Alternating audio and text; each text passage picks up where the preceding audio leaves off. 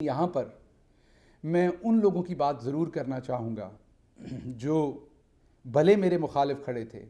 मैं उनके बारे में सिर्फ ये कहूँगा कि अगर कोई शख्स मज़लूम हो, उसके ऊपर रियासती जबर हो रहा हो या कोई भी जाबर उसके ऊपर जबर कर रहा हो, भले उसका ताल्लुक़ किसी भी पॉलिटिकल पार्टी से हो, किसी मज़हब से हो, किसी ज़ात से हो, किसी कौमियत से हो, अगर आप उस पर होने वाले जबर से, जुल्म से लुत्फ़ अंदोज़ हो रहे हैं तो फिर आपको इलाज की ज़रूरत है, आप पे रहम की ज़रूरत है।